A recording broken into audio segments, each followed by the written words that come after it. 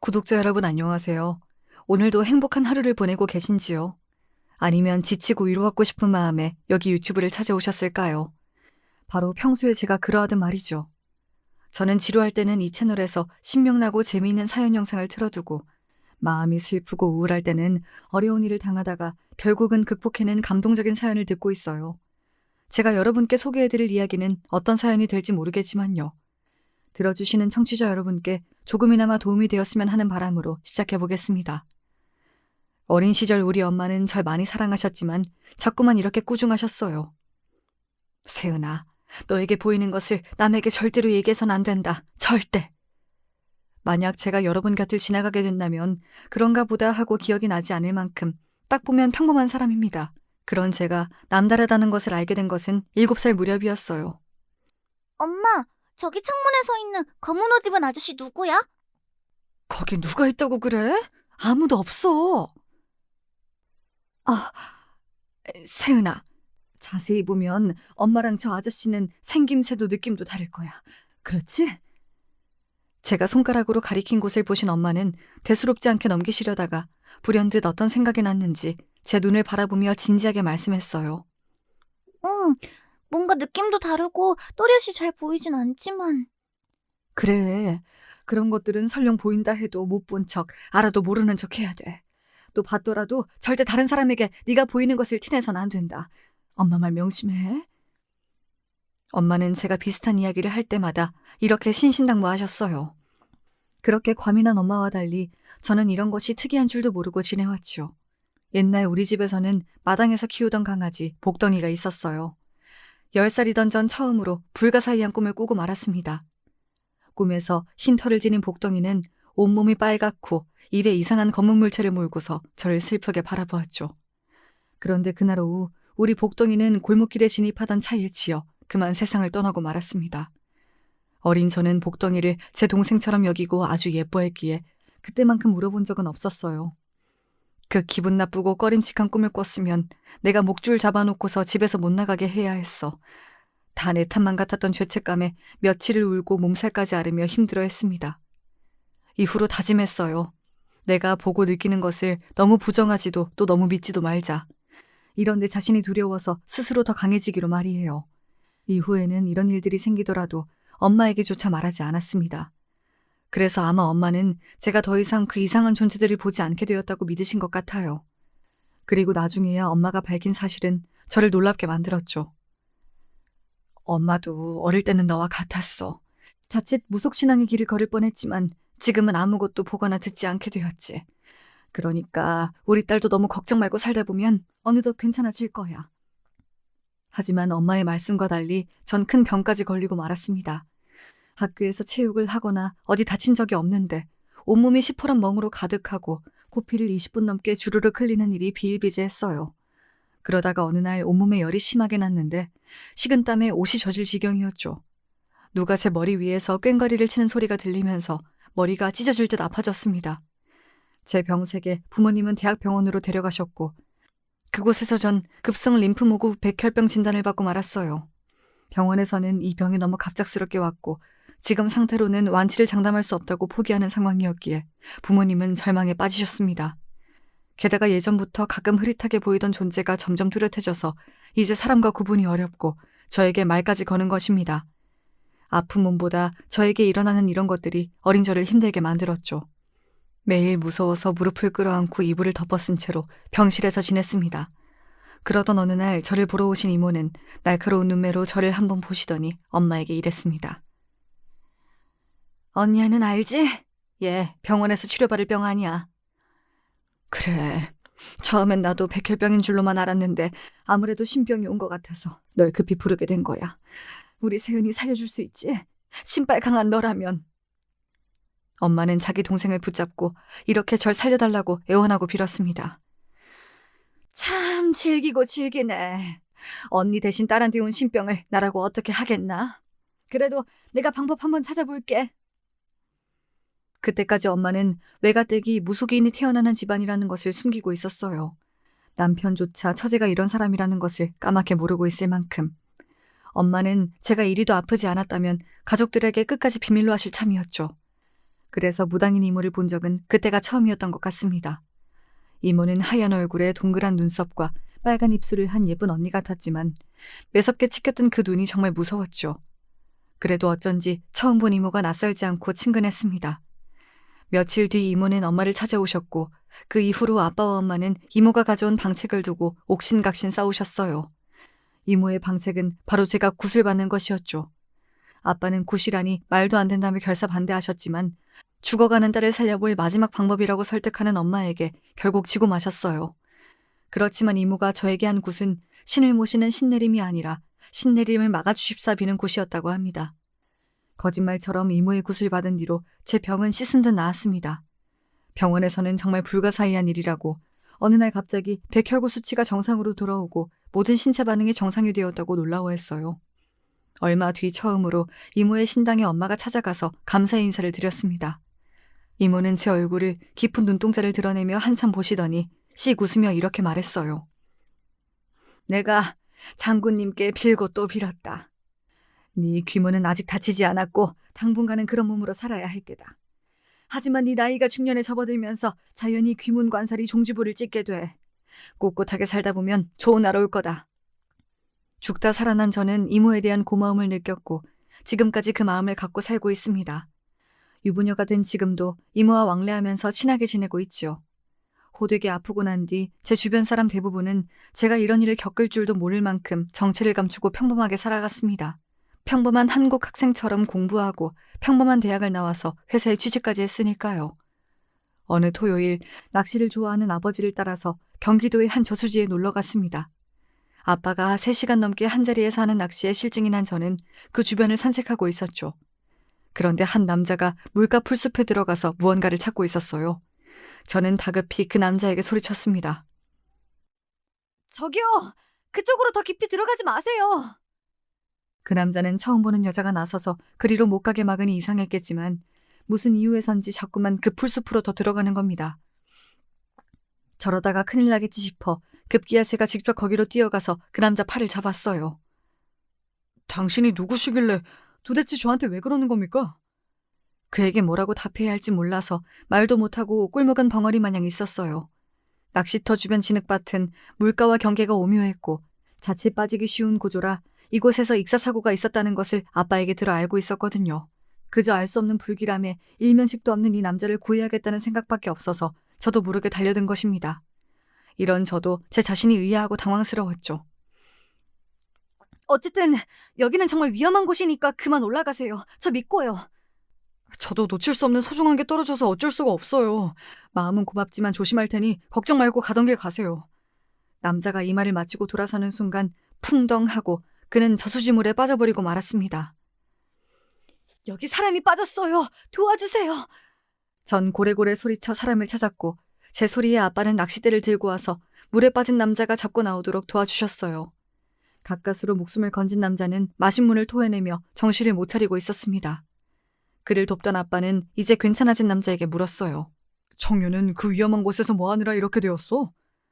낚시하다가 아버지 유품인 시계를 그쪽 물에 빠뜨렸거든요. 그걸 찾아야겠다는 생각에 그만 앞뒤 없이 달려들어 이렇게 되고 말았네요. 어르신, 그리고 아가씨, 제 목숨을 구해주셔서 정말 고맙습니다. 하지만 지금 당신 손목에 시계는 그대로 있는데요? 제 말을 듣던 남자는 자기 손목을 보더니 정말 시계를 잃어버리지 않았음을 깨닫고 아연실색하고 말았습니다. 내가 뭐에 홀렸나? 술도 안 마셨는데 이게 어찌 된 일이지? 하지만 그 남자도 저도 그날 정말 뭐에 홀린 모양입니다. 이날 만난 것을 계기로 우리는 부부의 연까지 맺게 되었으니 말이죠. 아직도 남편은 우리가 처음 만난 날이 이해되지 않는다며 저에게 묻곤 합니다. 당신은 거기가 위험하다는 것을 어떻게 알고 그리도 필사적으로 날 막았던 거야? 뭐 아는 게 있었던 사람처럼 말이지. 그래서 우리가 부부의 만남이 운명인 거 아니겠어? 아빠랑 평소 자주 다녀서 그 저수지가 위험한 걸 알아서지 뭐. 그저 설명하지 못할 불길한 예감이 들어 그를 막았다고는 하지 못하고 이렇게 둘러댔습니다. 남편은 자상하고 저를 아껴주는 좋은 사람이었고 공기업이라는 안정적인 직장까지 정말 완벽한 남자였어요. 이모는 제 팔자가 좋은 편이라고 말했었는데 틀린 말은 아니었나 봅니다. 하지만 남편의 어머님하고 저는 도무지 잘 지내기 어려워서 늘 고민이었죠. 시아버지는 술과 담배를 즐기시다가 58세에 세상을 뜨시고 이후 어머님은 혼자 된 몸으로 남편과 시동생을 키우셨던 분입니다. 그렇게 고생하시다 보니 두 아들에 대한 기대감이 크셨던 것 같아요. 아들 모두 명문대에 보내고 나자 이제 좋은 집안에 조건 좋은 며느리 볼 생각으로 있었는데 뭐 내세울 것 없는 맏며느리가 들어오니 무척 실망하셨던 게지요. 넌 그 관상부터가 영 내 마음에 들지가 않아. 친정도 평범하고 직업도 그저 그러면 뭐 외모라도 빼어나던가. 내 아들은 뭐가 부족해서 저런 여자를 집에 들였을꼬. 아무리 제가 마음에 안 차셔도 그렇지 사람 면전에 대고 이런 막말을 서슴없이 꺼내는 양반이니 제가 어디 마음 붙일 수가 있겠어요. 처음 몇 번은 그저 꾹 참고 들었지만 결혼한 지 2해가 넘자 저도 이제 시모 말씀에 조금씩 맞받아치기 시작했습니다. 제가 잘못한 것도 없는데 이렇게 당하기만 하면 너무 억울하니까요. 이상하네. 우리 천상 장군 보살님은 제 관상이 엄청 좋다고 하시던데요.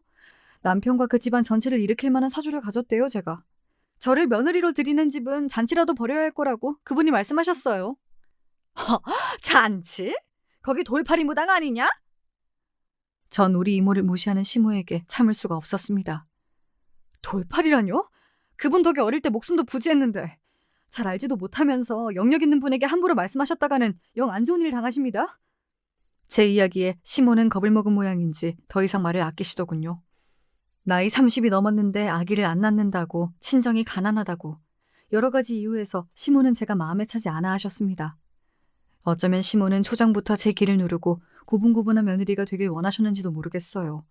그렇지만 저도 적당히는 들어드리고 적당히는 되받아치며 아웅다웅한 고부관계를 이어가고 있었습니다. 뭐 그래도 그때까지는 참아낼만 했어요. 하지만 사람 둘을 놓고 하는 시모의 차별에 제 마음은 피멍이 들어갔습니다. 남편보다 1살 아래 서방님은 연봉 1억이 넘는 IT업계 재원인데 야망이 큰 남자였죠. 입버릇처럼 말하던 조건 좋은 여자와 만나기 위해 맞선을 보고 하더니 결국 원하는 결혼에 꼴이 나고 말았습니다. 직업은 이비인후과 의사에 친정집도 빵빵한 그런 여자와 결혼한 서방님은 자신의 결혼에 썩 만족스러운 모습이었죠. 그래. 내가 아들 둘을 잘 키우기는 했지. 큰 녀석은 공기업에, 작은 녀석은 연봉 높은 회사에 다니는데 거기에 딱 맞는 의사 며느리까지 들어왔으니 말이야. 이제 내 자식들은 어디에 내놔도 빠지지 않는 엘리트들이지. 아니, 그 큰 며느리만 빼고. 서방님 결혼식에서 시모는 부러워하며 축하하는 친구분들에게 이렇게 말씀하셨어요. 저보고는 너무 대놓고 손님들 앞에 서 있을 필요 없다면서 음식을 살펴보라고 필요 현장으로 보내버리셨습니다. 멀쩡하게 생기고 건실한 회사도 다니는 제가 뭐 그렇게 창피할 정도는 아닌데 시모의 태도에 위축이 된 저는 자신이 그리 작아 보이기도 처음이었죠. 시모는 자기 자신의 몸을 원체 잘 챙기는 양반이세요. 자기 남편과 친정 부모님, 언니까지 모두 60도 되기 전에 일찍 돌아가셨기 때문에 그런 집안 내력에서 오는 건강 염려증 같아 보이셨습니다. 복용하시는 영양제만 해도 하루에 10개가 넘고 그 외로 철마다 한약 챙겨 드시지 조금만 어디 안 좋은 곳이 있으면 바로 병원에 달려가시죠. 그런데 동서가 들어오고 나니 툭하면 별것 아닌 증상으로 의사 며느리에게 살펴봐달라고 하시네요. 특히 코로나 기간에 그 염려가 더 커져서 목이 조금 아프셨던 날이면 나 코로나 걸린 것은 아니겠지? 라며 본인이 1달 동안 마스크 쓰고 지나갔던 장소와 만난 사람들까지 얘기하며 자식들 앞에서 불안해하셨습니다. 자식들 입장에서는 괜찮아 보이시니 염려 마시라고 해도 시모는 요지부동이셨어요.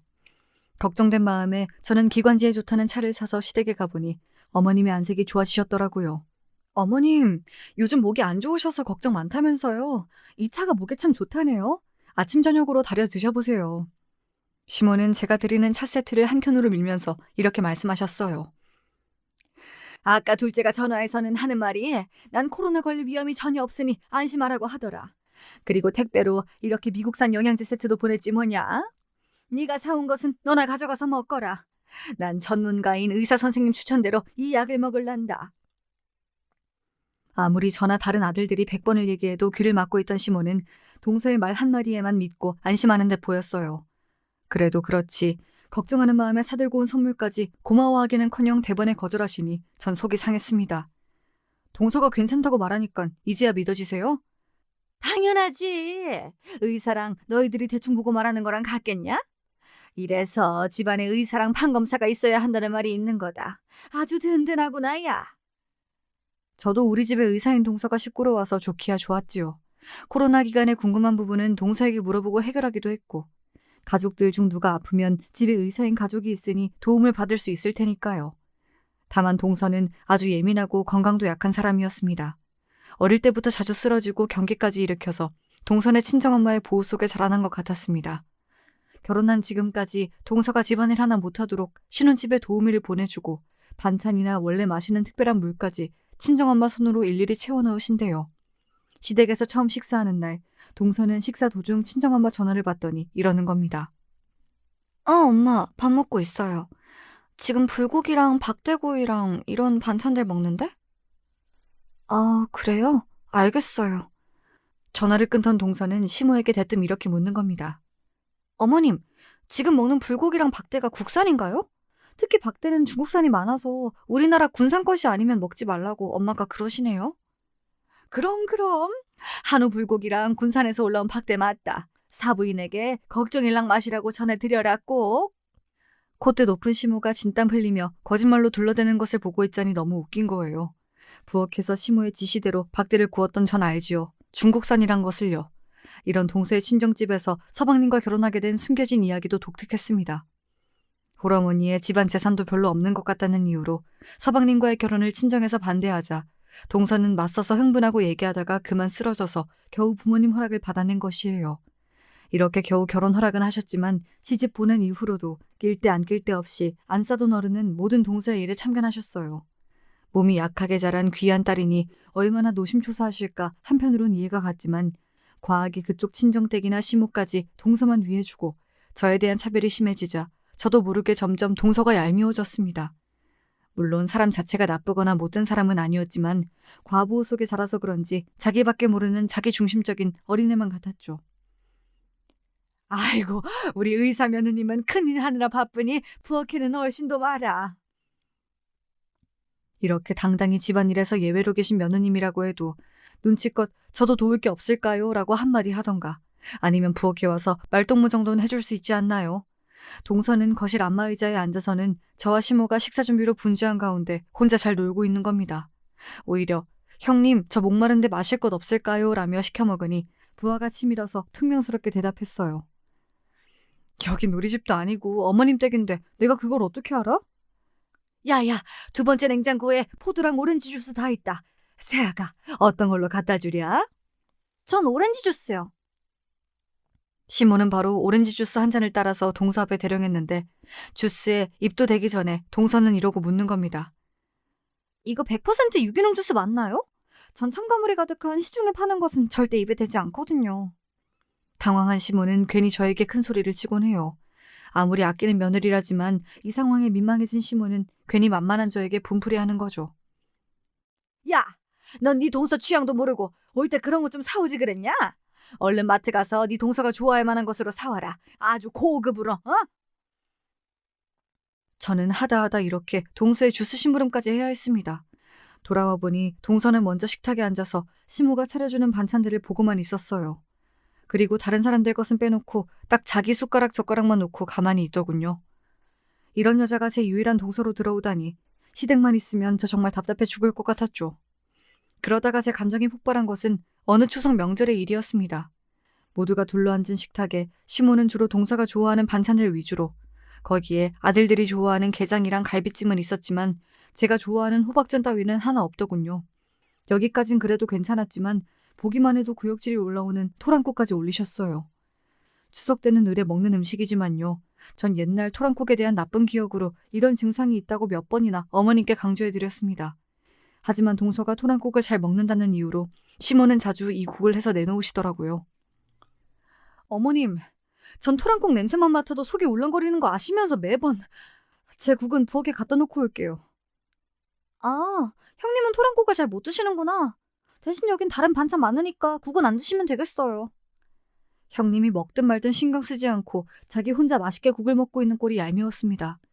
도란 때문인지 동서와 시모 때문인지 결국 저는 속에서 역한 것이 올라와서 화장실로 달려가 변기를 붙잡아야 했습니다. 먹은 것이 없어서 개원할 것이 없었지만 헛구역질만 했죠. 형님, 혹시 임신하셨어요? 제가 토하는 모습에 놀란 눈으로 저를 보며 진심으로 동서는 이렇게 생각하는 겁니다. 의사를 할 정도로 똑똑한 사람이 진짜 몰라서 묻는 건지 아니면 모르는 척 고도의 여우짓을 하는 건지 헷갈리기까지 했어요. 저도 모르게 속에 있는 말까지 툭 튀어나와 버렸어요. 동서 진짜 공부해서 의대 간 거 맞지? 어머님이 토랑곡 올리실 때마다 내가 토하는 거 봐왔잖아. 진짜 몰라서 묻는 거야? 아니면 나 염장 지르려고 일부러? 그럼요. 제가 얼마나 공부를 잘할게요? 형님이 토랑곡을 그렇게 싫어하는지 제가 어떻게 알아요? 같이 사는 가족도 아닌데. 동서가 좋아한다고 해서 어머님이 1년에 대여섯 번은 주시잖아. 그걸 정말 기억 못한다고? 아이고, 별것도 아닌 일로다 큰 소리 나게 하지 마라. 형님이 돼가지고선 속 좁겠으리. 그리 토란이 싫으면 네 밥 들고 다른 데로 가서 먹던가. 그러자 듣고 있던 시모가 끼어들어 굳이 동서 편을 들었죠. 너무 서러운 마음이 들어 함께 있기 싫어서 혼자 거실에 가서 맨밥만 들고 먹었죠. 남편은 반찬 몇 개랑 자기 밥그릇 들고 제 옆에 와서 같이 있었습니다. 여보, 여기 당신이 좋아하는 반찬이랑 같이 먹어. 우리 엄마 진짜 너무하신다, 그렇지? 나중에 엄마 생일상에는 제일 싫어하시는 꼬막 올려서 복수해버리자. 그래도 내 남편밖에 없구나 싶네요. 눈물이 찔끔 나올 것처럼 서러웠는데 우리 남편 덕에 웃고 넘어갔습니다. 그런데 우리 동서는 몸이 약하고 잘 놀라는 것 말고도 남들과는 다른 점이 있었지요. 갑자기 경기를 일으키듯이 놀라서 덜덜 떤다던가 헛소리를 할 때가 있었거든요. 평소에는 얼마나 자주인지 몰라도 시댁에서 그런 동서의 모습을 몇 번인가 목격했습니다. 그리고 마지막 목격 이후 동서와 저의 사이는 전혀 달라지게 되었습니다. 여름 장마철이던 그날 하늘이 시커멓고 장대비가 우서서 떨어지는 을씨년스러운 날이었어요. 현관 대문으로 들어오던 동서는 외마디 비명을 지르고 그 자리에 털썩 주저앉아 버렸습니다. 바닥은 이미 빗물로 물바다인데 아랑곳하지 않고 다리를 버둥거리면서 동서는 두려움에 떨고 있었죠. 시댁 마당 한편에 작은 대나무밭이 있는데 그곳을 잔뜩 겁먹은 눈으로 보면서 괴로워하던 동서가 같이 있던 가족들은 이해가지 않았을 겁니다. 결국 서방님은 동서를 겨우 등에 업고서 집 안에 들어가야 했어요. 당황한 시모는 수건을 들고 와서 잔뜩 젖은 동서의 몸을 닦아주었죠. 아가, 너 갑자기 왜 이러냐? 뭘 잘못 먹은 거야? 아니면 어디가 아프니? 병원에 갈까? 집에 들어와서도 여전한 동서의 모습에 걱정된 가족들은 병원에 전화하는 등 허둥대고 있었습니다. 그렇지만 저만은 동서가 왜 그러는지 알고 있었죠. 가족들이 없는 틈에 동서의 귓가에 대고 넌지시 말했습니다. 동서는 아까 그거 봤지? 대나무 숲에 서 있던 그것. 제 말에 동서는 더욱 놀라며 저를 뚫어져라 쳐다보았어요. 설마 형님도 그걸 보신 건가요? 제가 잘못 본 게 아니죠. 너무 무서웠어요. 이런 미신을 믿지 못하시는 분들이 많으시겠지만 제가 남들과는 다른 것을 보는 눈을 가졌다고 말씀드렸죠.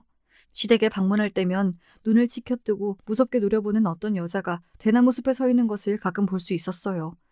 그렇지만 지방령이나 사람을 해치는 것 같진 않고 시가 집안의 누군가에게 원한을 가지고 있어 시가에 들리는 영가 같았습니다. 그래, 나도 한복 입은 젊은 여자를 본 적이 있지. 하지만 동서나 우리에게 해를 끼칠 영가는 아니니까 걱정 안 해도 돼. 그리고 그런 것들을 봤더라도 오늘처럼 티내고 겁먹게 되면 오히려 그것들은 동서를 노리고 더 달라붙는다? 제 경고에 흠칫 놀라던 동서는 제 다리까지 붙잡고 비는 게 아닙니까? 얼마나 무섭고 혼자 속 끓었으면 저럴까 싶어 안쓰러웠어요. 저도 같은 경험을 하는 사람이니까 이해할 수 있죠. 맞아요, 한복.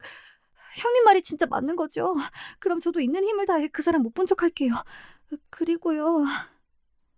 동서는 제가 같은 것을 보았다는 이야기에 놀라면서도 한편으로 안심하고 저에게 이런저런 것들을 묻기 시작했습니다.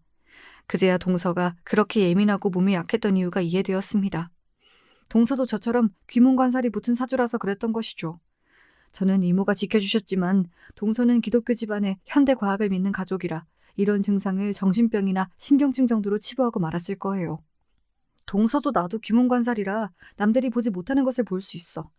우리 이모가 신내림받은 무녀시거든. 난 이모 덕에 보호받을 수 있었지만 자기는 혼자서 힘들었겠다. 누가 이상하게 볼까봐 어디에 이런 사정을 말 못하고. 그치?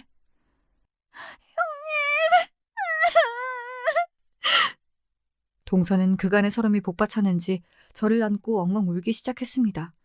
그 소리에 가족들이 놀라서 뛰어와 동서에게 무슨 일이냐고 물었어요.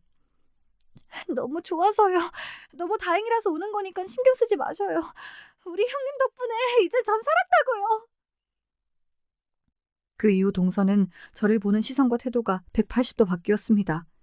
작은 일이라도 생기면 저를 제일 먼저 찾아와 그 일을 상의했어요. 시댁에서는 제 옆에 꼭 붙어서 제가 무슨 말을 하든 경청하고 제 조언은 무엇이든 따르던 동서를 의욕의 눈빛으로 보았죠. 동서가 그렇게 변모하자 가장 놀란 사람은 바로 시모였어요. 시댁에서 여왕은 동서, 그리고 그 측근에서 온갖 좋은 것을 받으며 딸랑거리는 사람이 시모였거든요. 구박과 온갖 집안일을 다 시켜도 문제없고 완전 하층민 신세이던 저를 왕비인 동서가 저렇게 떠받드니깐 아마 시모는 미칠 노릇이었을 겁니다. 제가 무슨 말만 해도 네 형님 하고 똥으로 매주를 쓰라고 해도 따를 기세였지요. 그래서 시모가 원래 하듯 저에게 잔소리하면 동서는 무조건 제 편을 들었습니다. 야야, 고기를 그렇게 민숭민숭하게 구우면 맛대가리 하나 없어. 바싹 익혀서 고소하게 만들어야지. 남편보다 조건이 처지면 이런 거라도 잘해야지. 너는 어째 잘하는 것이 하나 없냐? 저희 집에서는 이 정도로 구워 먹는 게 일상이에요. 맛만 좋은데? 그럼 어머님께서 직접 만나게 구우시겠어요? 며느리라는 애가 더운 날 늙은 시어미를 시켜야 직성이 풀리겠냐? 어서 제대로 굽지 못해? 어머님, 고기는 형님처럼 굽는 편이 맛도 좋고 건강에도 좋아요. 어머님 구우시듯 고기가 타버리면 발암 물질인 벤조피렌이 생성되거든요. 그리고 형님 더우시니까 이제 제가 구울게요. 이렇게 말하고 제 집게를 가져가서 스스로 고기도 굽는 기특한 짓을 하는 거예요. 동서의 모습에 저는 흐뭇하게 웃고 있었지만 세모 눈을 한 시모는 우리를 째려보고 계셨죠. 특별한 날이 아닌데도 동선에 안 싸던 어르신은 수입 그릇이나 고급 소재 스카프 등 비싸고 호화스러운 선물을 가끔 보내주셨습니다. 시모는 여기에 넘어가서 동서를 더 예뻐해 주시는 듯도 했죠. 전에는 동서가 선물을 들고 오면 모두 시모가 독차지했지만 이제 어림도 없습니다. 도리어 저만 살짝 불러내서 동서는 선물을 주려다가 그만 시모에게 들켜버리고 말았죠. 이 크림이 스웨덴에 있는 연구소에서 개발한 줄기세포로 만든 건데 강남 엄마들 사이에서 그렇게 인기가 많다고 엄마가 특별히 사다 주신 거예요. 한 통에 50만 원이 넘는다고 저 2개 주신 거를 형님하고 나눠 쓰려고요. 아이고 동서, 나는 이렇게 비싼 크림은 부담돼서 못 쓰는 사람이야. 내 피부는 바셀린만 발라도 이렇게 깐 달걀처럼 반질되는걸? 어머님 좋아하실 텐데 어머님께 드리자. 어머님께는 지난달에 화장품 세트 하나 갖다 드려서 괜찮아요. 좋은 건 같이 써봐야죠. 형님이랑 나랑 같이. 마지못해 영양크림을 받고 둘이 방에서 나오는데 거실에 계시던 시모가 우리에게 이렇게 말씀하시대요. 50만 원 하는 비싼 것을 너희들 팽팽한 피부에 갖다 쓴다 이 말이지? 나는 다 늙어서 그리 좋은 화장품 바를 필요도 없단 거냐? 아주 괘씸한 것들 같으니. 아마 우리 대화를 몰래 엿들으신 모양인지 시모가 역정을 내시니 미안스러워서 제 크림을 시모에게 드리려고 했어요. 하지만 동서는 저를 말렸습니다. 아니에요. 드린 형님 것은 그대로 받으시고요. 제가 다음에 올 때 어머님 것도 새로 사올게요. 그럼 모두 좋은 거잖아요? 그러니 기분 푸세요, 어머님. 동서의 말대로 나중에 어머님 것도 갖다 드렸지만 시모는 이 일로 계속 서운한 마음에 꽁에 있으셨죠. 거보세요. 차별당하는 기분이 어떤 것인지 어머님도 이제 아시겠죠? 시모의 모습에 전 사이다를 마신 듯 후련했습니다. 하지만 시모는 이런 일들을 마음에 담아두셨던 것 같아요. 어느 날 그 불똥이 저에게 튀고 말았습니다. 저는 무속인 집안 사람인 만큼 제사가 중요하다고 믿고 있지요. 그래서 시댁 조상님들의 제사를 늘 정성을 다해 모셨습니다. 이 점에 대해서는 저 미워하던 시모도 기특해하는 부분이었지요. 매사 고분고분하지 않은 애가 그래도 제사만큼은 한 번도 빼먹지 않고 음식도 나보다 더 정성을 들이니 저거 하나는 내가 인정한다. 그런데 이번 제사를 앞두고 제가 몸이 많이 안 좋아졌습니다. 예전 신병이 올 때처럼 고열에 몸을 꼼짝할 수 없을 만큼 굳어서 잘 움직이지 못했지요. 둘째야, 이번 달 말일이 저희 시아버지 기일이야. 아버지 제사를 지내야 하는데 아니 뭐 정이 병원 일로 바쁘면 어쩔 수 없고 시간 되면 시간 되면 한번 들르거라. 제사 음식 장만은커녕 참석하는 것만도 이렇게 눈치 보며 동서를 부르는 시모는 맏며느리인 저에 대해서는 사뭇 달랐죠. 결혼한 뒤로 시댁 제사는 매번 동서나 시모가 아닌 제 몫이었어요.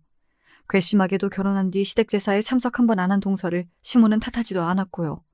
하지만 이번만큼은 제 몸이 이렇다 보니 어렵겠다 싶었죠. 모레 아버님 기일 준비는 어머님과 동서가 하셔야겠어요. 요즘 제가 몸이 정말 좋지 않거든요. 웃기고 있네. 그런 얼토당토하는 핑계를 내 믿을 것 같으냐? 평소대로 맏며느리가 정성껏 제사를 모셔야지 어딜 빠지려 들어? 어머님께 미리 전화를 드려서 제 상황을 얘기 드렸지만 이렇게 철벽치고 나오시니 절 따르는 동서에게 연락할 수밖에 없었죠. 형님, 많이 아프시면 저희 병원에 한번 들르세요. 제가 진찰해보고 주사 처치라도 해야겠는데요. 그런데 형님 말씀대로 제사에 갔다가 저 시댁에서 또 귀신 보면 어떻게 해요? 그게 무서워서 말이죠. 조상님 영을 잘 모시고 제사밥도 잘 챙겨드려야 자손들이 복을 받지. 동선 알잖아. 그러니까 부탁인데 이번만큼은 나 대신 동서가 어머님 도와서 제사를 정성껏 드려봐. 네, 그래도 형님 말씀인데 믿고 그렇게 할게요. 제 말을 들은 동서는 처음으로 시아버지 기일에 제사를 준비하러 갔습니다. 전 병원에서 영양제 수액을 맞고 밤 8시쯤 남편과 함께 시댁에 들렸죠. 시댁에 들어서자 고소한 기름 냄새가 진동했고 그 냄새를 따라 부엌에 가보니 동서가 전을 부치고 있었어요. 형님 지금 오셨어요? 제가 처음이긴 해도 이렇게나 예쁘게 한다고 어머님이 칭찬 많이 해주셨다고요. 이거 간 좀 한번 봐주세요. 동서가 내민 동태전을 한 입 베어무니 간이 좀 심심하더군요. 전 반죽에 소금을 집어넣으면서 동서에게 말했습니다. 동서, 처음인 것 치고 정말 깔끔하게 전을 잘 부친다. 약간 싱거우니 소금 간만 좀 해야 할 것 같아. 그때 시모가 부엌에 들어오셨어요. 맏며느리라는 것이 이제야 고개를 빼꼼 내밀고서 무슨 간이 어떻고 타령이야. 손 하나 까딱 안 했으면서 손 아랫사람한테 미안하지도 않냐? 오늘 어머님 동서랑 고생 많이 하셨죠. 그건 죄송하지만 어머님 저 진짜 아파서 병원 갔다가 오는 길이에요. 건강해지면 평소처럼 제가 열심히 할 터이니 이번에는 이해 좀 해주세요. 제 말을 들은 동서는 제 이마를 손으로 만져서 온도를 확인하고서 놀랐습니다. 어머 형님, 아직도 열이 많이 나세요. 여기 있지 말고 소파에 가서 누워 계세요.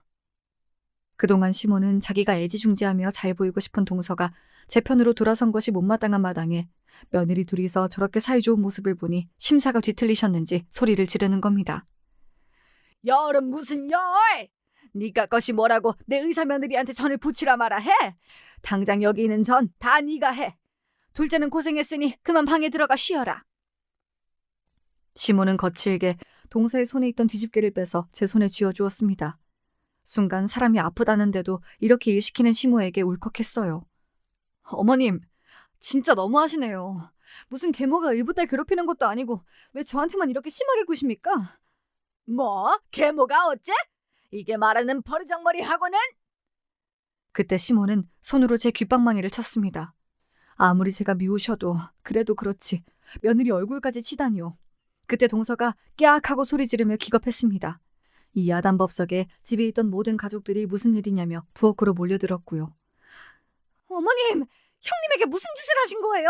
우리 형님이 어떤 분인 줄 알고 이 집 귀신 붙어있던 것도 쫓아내신 분이 바로 형님이란 말이에요. 동서는 벌벌 떨며 가족들 앞에서 내 정체를 밝히고 말았습니다. 이 이야기에 모든 가족은 놀라움을 금치 못했죠. 아니, 그게 무슨 소리냐? 귀신이라니? 이미 제 정체가 발각된 마당에 하는 수 없이 전 한숨 한번 쉬고 말했죠. 시댁에 들어온 순간부터 마당 대나무밭에 긴 머리를 늘어뜨리고 흰 저고리에 검정 치마 입은 여자분이 이 집을 노려보고 있었습니다. 제 생각에는 어머님에게 원한이 있는 영가 같아요. 돌아가신 지 한참 되신. 어머님은 누구신지 알죠? 제 말에 짐작이 가는 사람이 있던 모양인지 시모는 갑자기 개거품을 물며 그 자리에 쓰러지고 말았습니다. 언니? 설마 죽은 우리 언니가 이 집에 있었단 말이냐? 시모가 옛날 앨범에서 꺼낸 낡은 사진 속 여인은 동서와 제가 본 그 영가가 맞았어요. 우리가 이분의 영이 여기에 계신다고 하자 시모는 아연실색하며 털어놓기 시작했습니다. 우리 언니가 나 때문에 얼마나 한이 맺혔으면 여기까지. 미안해요. 어머님에게는 3살 위인 언니가 있었대요. 20대 초반 언니가 만나고 있는 동네 청년 한 사람이 있었는데 사실 시모도 그 사람을 남몰래 연모하고 있었답니다. 놀랍게도 그 남자는 지금은 돌아가신 시아버지였어요. 치사하게도 시모는 자기 언니가 사귀던 남자를 꼬셔서 결혼까지 하고 만 것이죠. 실연당한 언니는 자기 동생의 남편으로 되어버린 애인을 볼 자신이 없어서 부모님이 소개해준 연마을 남자랑 금세 결혼하고 나가버렸답니다. 그런데 하필 결혼한 언니의 남자는 술독에 빠져서 자기 마누라 하나 패는 그런 하찮은 놈이었던 거죠. 이유도 없이 매질당하고 사랑하는 남자와 친동생에게 배신당한 심정을 감당하지 못한 채 그만 시모의 언니분은 스스로 목숨을 끊으셨던 겁니다. 그 한으로 아마 승천하지 못하고 시모가 사는 곳을 따라다닌 것 같아요. 그분 한이 많으셨던 것 같습니다. 저희 이모님이 장군님을 모시는 무녀인데 얼마 전 제 부탁으로 그 혼백을 잘 달래드렸어요. 그래서 지금은 이 집에 안 계시니 염려 마십시오. 그런 일이 있는 줄도 모르고 난 첫째 널 자식처럼 대접도 못 해줬는데 정말로 고맙구나. 시모는 눈물까지 흘리며 저에게 미안해하고 고마워하셨습니다. 동서를 제외한 가족 모두, 심지어 우리 남편까지 제 정체를 알고 나자 그 이후 저의 위상은 영단판이 되더군요. 남다르다는 것을 꼭꼭 감추고만 살았는데 이렇게 좋은 일도 있는지 미처 몰랐어요.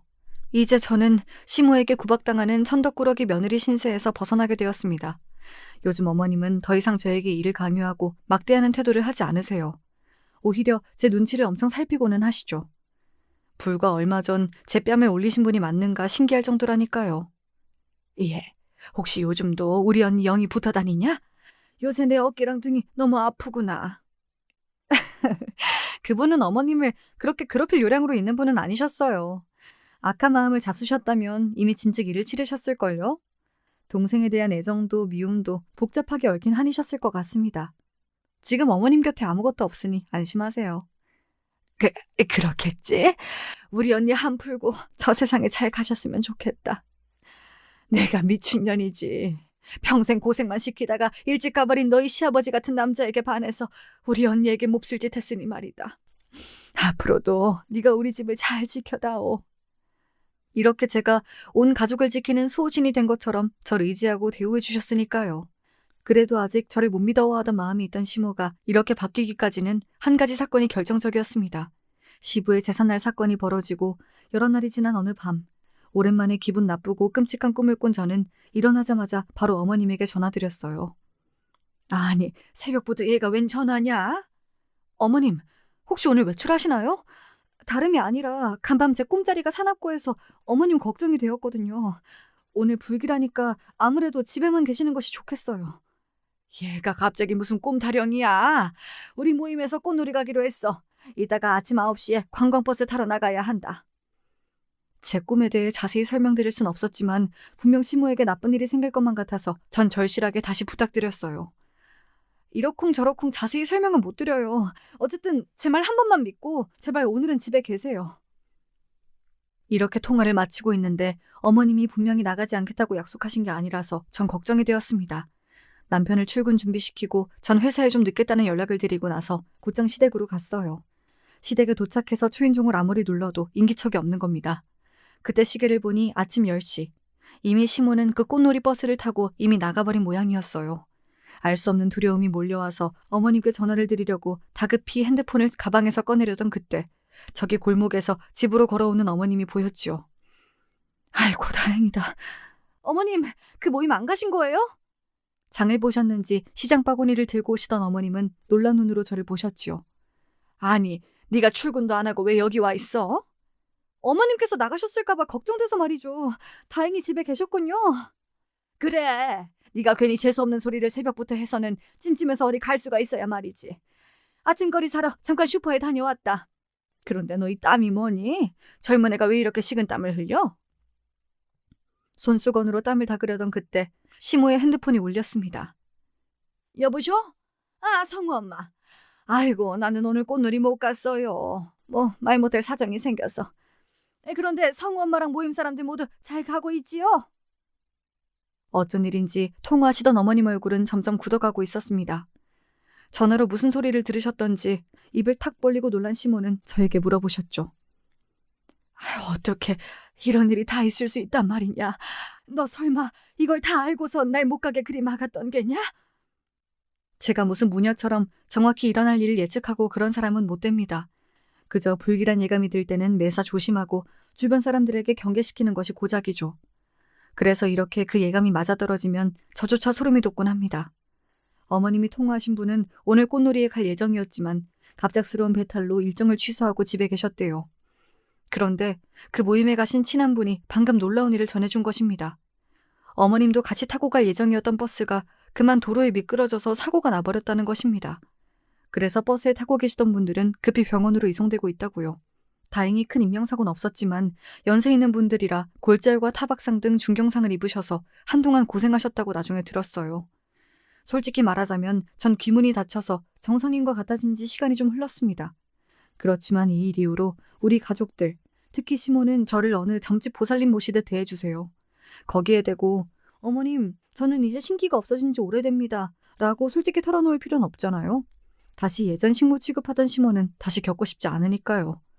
별일도 아닌데 일상적인 행동조차 시모는 자꾸만 저에게 하나하나 물어보시곤 하세요. 우리 며느리 잘 지내고 있니? 내 조만간 김장한 김치랑 네가 좋아하는 수육 싸들고 갈게. 오늘 내 약속이 저기 북쪽 방향 의정부에 있어요. 혹시 뭐 그쪽에 안 좋은 일이 있다거나 뭐 그런 건 없겠지? 북쪽이라? 네, 별다른 일은 없으실 테지만요. 버스나 차가 많이 다니는 길은 피하시고 가급적 지하철 타고 다니세요. 지하철 계단 오르내리실 때 조심하시면 좋겠어요. 오냐 오냐, 네가 말한 대로만 하고 다니마. 고맙다. 저는 그저 어머님 안심시켜드리면서 일반적인 주의 당부 말씀을 드린 것뿐인데 어머님은 또 이 말을 철석같이 믿고 따라주세요. 지금까지 우리 가족들 모두 아픈 데 없이 건강하고 무탈하게 지내고 있는데 어머님은 의사인 동서가 아니라 제 덕분이라고 믿고 계시죠. 이렇듯 저는 시모에게 당했던 마음고생을 덜고 지금 아주 잘 지내고 있습니다. 다만 제가 가진 고민 하나로 요즘 들어 마음이 복잡해요. 나이가 33살인 저는 아직까지 자식이 없습니다. 결혼해서 시모에게 이 일로 구박도 받았었지만 지금은 제가 알아서 하겠거니 아무 말씀도 안 하세요. 그런데 제가 아직 임신하지 못한 것은 우리 부부에게 어떤 신체적 하자가 있어서는 아닙니다. 그저 내 아기가 제 핏줄을 이어받아서 신병을 겪는다거나 그럴까봐 두렵기 때문이에요. 그렇지만 저라는 사람 자체는 아이를 정말 좋아하고 예뻐한답니다. 하물며 내가 낳은 아이는 얼마나 소중하고 사랑스러울까요? 그래서 아이를 갖고 싶은 마음과 무속인의 피를 끊어내고 싶은 마음, 두 가지가 싸우고 있죠. 이 고민을 친정엄마에게 털어놓으니 이렇게 말씀하셨습니다. 나도 너 같은 걱정으로 아빠 몰래 피임하면서 임신을 막고 있었다. 그런데 천지 신명께서 버리신 일인지 피임했음에도 결국 너를 잉태하고 말았지. 처음엔 두려웠지만 이날까지 널 낳은 일이 얼마나 감사한 일인지. 우리 딸이 없었으면 엄마는 이렇게 행복하게 살지 못했을지 몰라. 그러니까 너도 너무 두려워하지 말고 네 마음이 따르는 대로 해보려무나. 이렇게 저에게 엄마는 용기를 주셨습니다. 그렇지만 우리 이모의 의견은 또 달랐어요. 너도 나 같은 길에 들어설 뻔했던 걸 모르는 것은 아니겠지? 장군님의 도우심으로 어떻게 거기에서 빠져나오긴 했다만 네가 자식을 낳는다면 글쎄, 자식이 너처럼 신병을 겪을 수도 있고 어쩌면 이모처럼 될 수도 있겠지. 그 모든 것을 극복할 마음이 서면 그때 가져라 자식. 두 분의 말씀 모두 일리가 있습니다. 제 고민을 듣고 계신 여러분께서는 또 어떤 의견을 갖고 계실까요? 저에게 해주실 조언이 있으시다면 이 유튜브 댓글창에 남겨주시면 감사하겠습니다. 그럼 저는 이쯤에서 물러나 볼게요. 늘 무탈하고 평안하시길 바라며 작별 인사드립니다. 안녕히 계세요.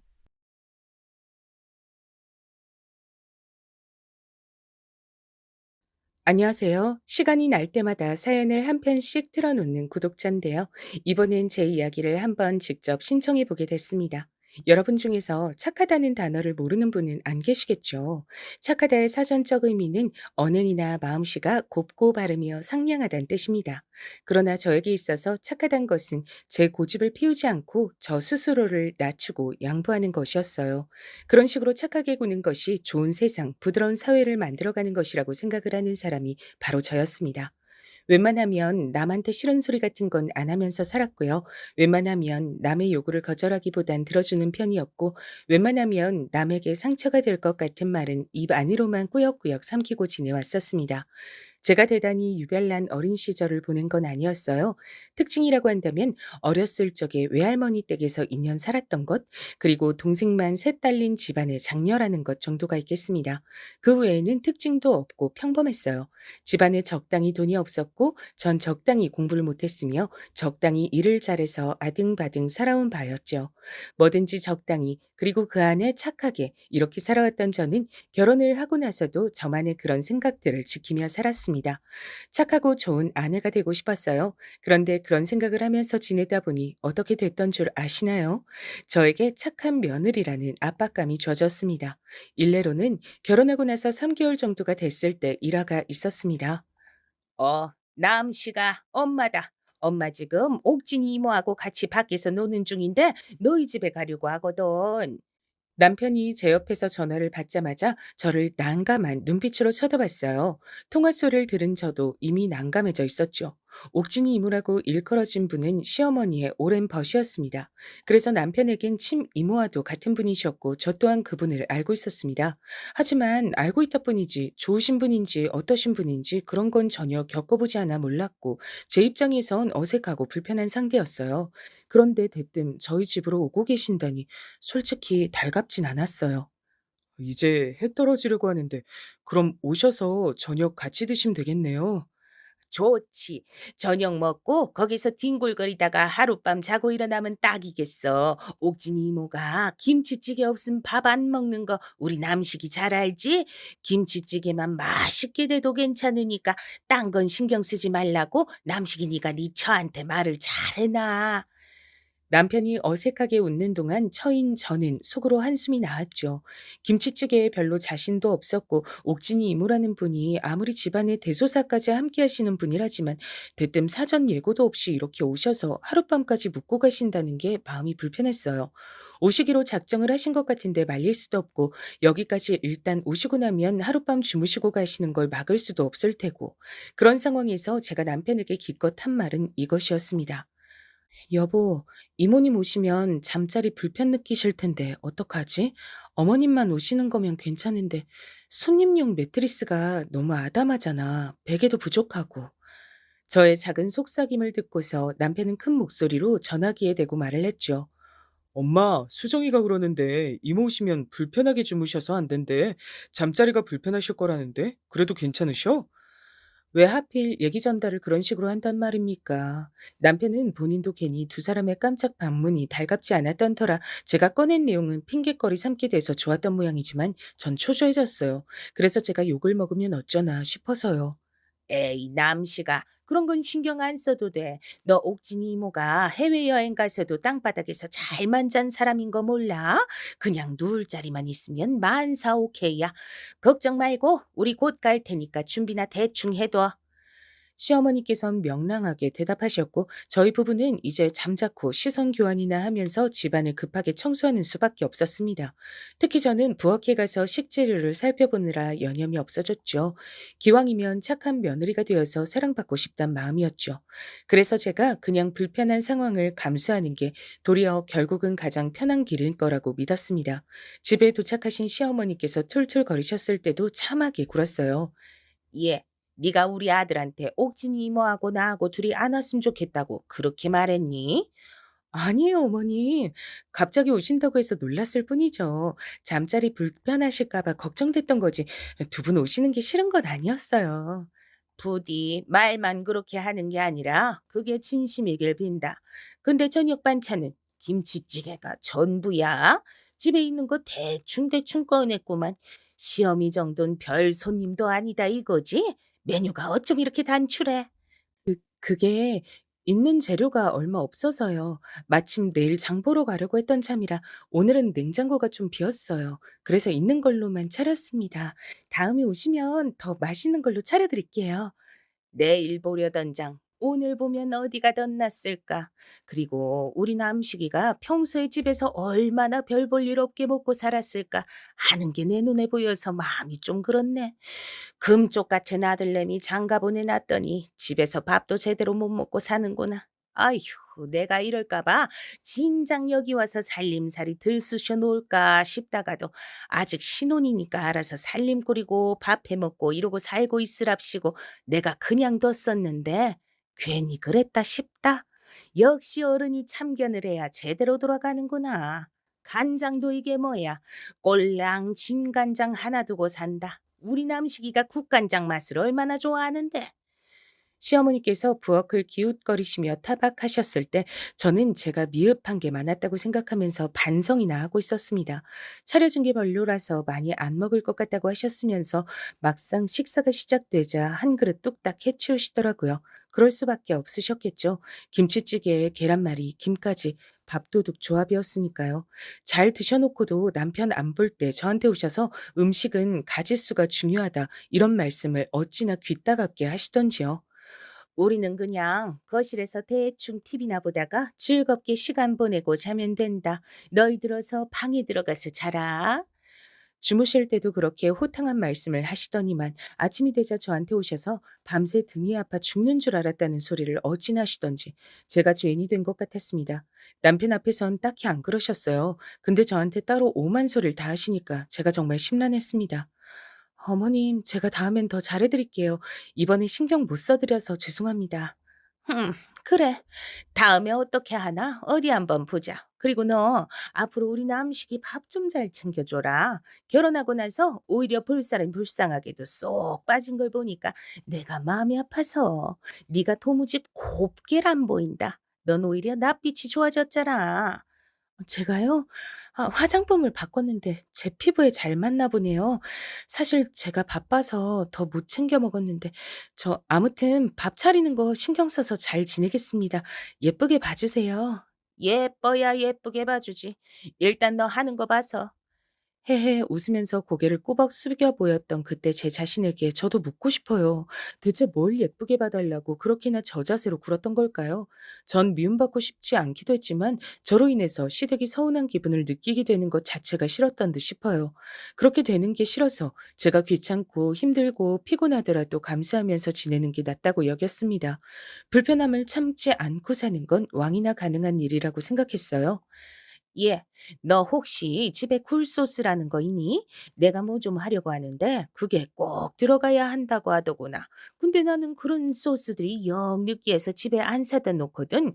그래서 딱 한 번만 쓸 양만 있으면 좋겠는데. 네, 어머님, 굴소스요? 있어요. 종류도 두 가지 있는데요. 혹시 모르니까 두 개 다 가지고 가볼까요? 그래, 잘 됐네. 없다고 하면 사서 들고 오라고 시킬 참이었는데 그거 들고 와라. 이왕이면 오전에 일찍 오면 좋고 여기 와서 요리하는 것 좀 네가 도와주고 그래라. 네, 그럴게요. 부지런히 준비해서 가겠습니다, 어머님. 시어머니께서 찾으시는 게 저한테 있다는 것만으로도 뿌듯해서 그걸 챙겨서 시댁으로 부지런히 발걸음을 했던 모습이 그 시기에 저였습니다. 시어머니께서는 지인분들과 교류가 활발하신 분이었어요. 당신의 친척들과도 교류를 꾸준히 이어가셨으니 인맥 관리는 기본적으로 신경 써서 해오신 분이라고 할 수 있었습니다. 저는 인간관계를 깊고 좁게 사귀는 스타일이었기 때문에 종종 시간 맞는 지인분들과 여행도 가시고 이런저런 맛집도 다니시며 서로의 집에 초대를 하며 노시는 시어머니의 모습이 신기하면서도 어딘가 멋져 보인다고 생각을 했던 것 같아요. 좋게 보였다는 것이죠.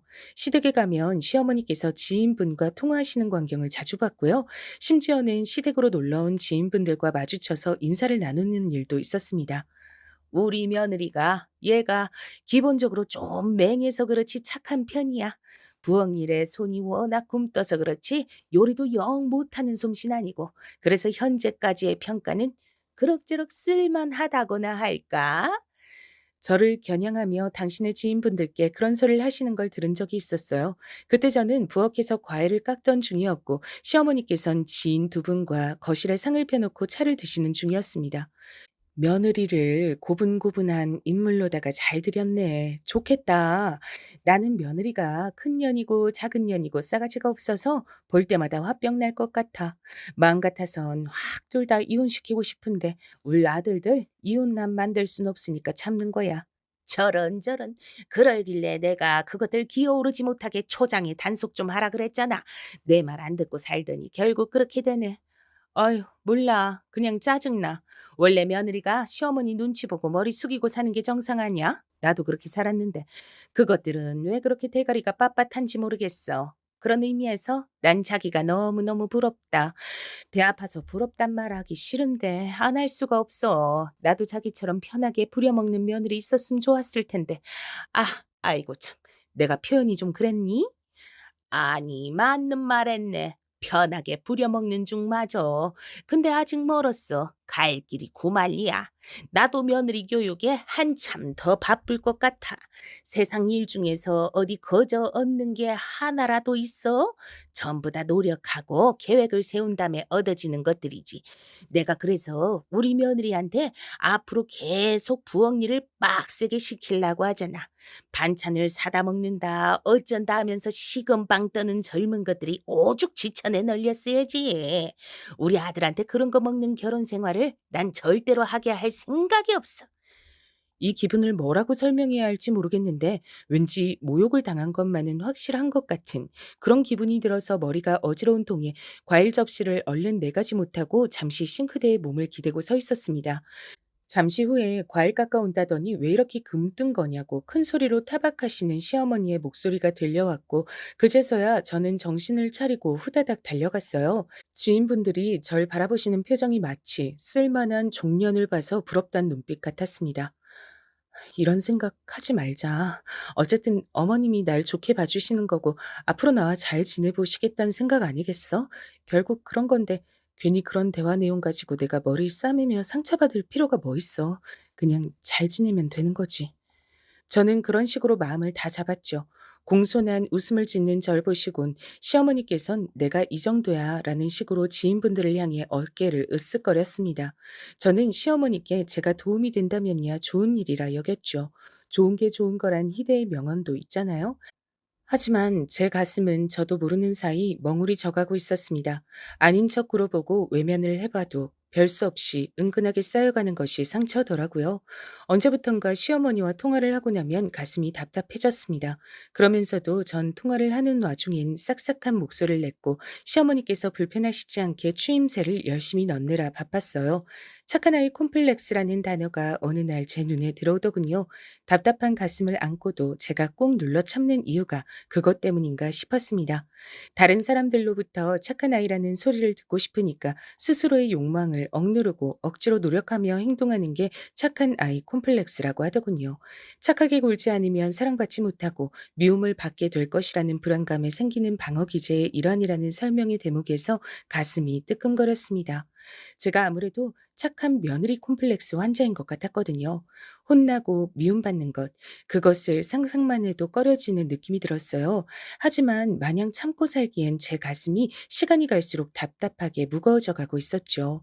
제가 이런 며느리니까 시어머니께선 점차 날뛰기 시작하였고, 그건 남편도 딱히 예외가 아니었습니다. 경기도 파주에 어마어마하게 큰 규모의 대형 카페가 생겼다고 하길래 젊은 사람들 다 거기 가서 논다는데 저도 한번 가보고 싶었어요. 남편도 그곳의 사진을 보더니 대본에 오케이 하더군요. 설레는 마음으로 어느 주말에 날짜를 정했습니다. 그날은 마침 시어머니께서 경기도 성남에 지인분의 자녀 결혼식에 참석하신다는 날이기도 했어요. 즐거운 기분으로 일찍 일어나서 아침밥 차려서 남편이랑 먹고 점심때 맞춰서 카페에 도착하기에 가려고 준비해 들어갔을 때였습니다. 남편이 갑자기 걸려온 전화를 받더라고요. 네, 엄마. 뭐라고요? 옥진이 이모가 편찮으세요? 딱 그 소리를 듣는데 예감이 안 좋더라고요. 아니나 다를까 전화를 끊고 남편이 하는 소리가 본인이 시어머니 오늘 결혼식장까지 모셔다 드려야 할 것 같다 그랬습니다. 엄마가 원래 옥진이 이모네하고 결혼식 같이 참석하려고 하셨잖아. 이모네 큰딸이 모셔다 드린다 그래서. 근데 아침부터 갑자기 이모가 편찮으시다네. 그래서 그 집 따님이 못 모셔다 드리게 된 거야? 어머님은 자기한테 부탁을 하신 거고? 그래, 알았어. 뭔 상황인진 알겠는데, 그러면 나는 2주 동안 오늘만 기다렸는데. 어쩔 수 없지. 그렇다고 엄마가 부탁하시는데 어떻게 안 들어드려? 혹시 심심한 거면 당신도 같이 갈래? 지금 심심해서 하는 소리가 아니잖아. 거기로 한 일정이 엎어졌으니까 너무 실망스러워서 하는 소리지. 자기가 성남까지 다녀오면 시간이 너무 늦을까? 엄마 모셔다만 드리고 내가 얼른 오면 괜찮을 것 같기도 해. 결혼식장에서 지인분들 엄청 만나실 테니까 돌아오시는 건 얻어 타실 차가 되게 많을 거야. 어차피 거긴 저녁까지도 많이들 가는 카페라면서? 그럼 오후에 가도록 할까?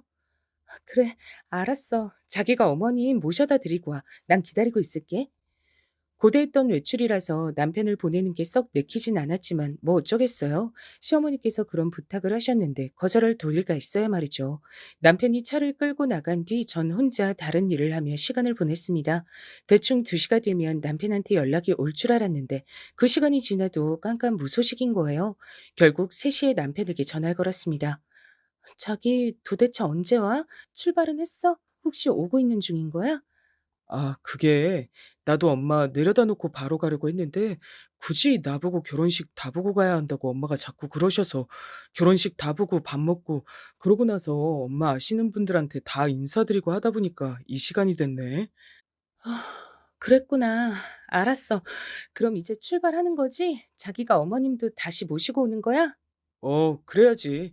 근데 암만 해도 오늘 파주에 카페는 못 갈 것 같다. 왜? 지금이라도 와서 나랑 같이 출발하면 되잖아.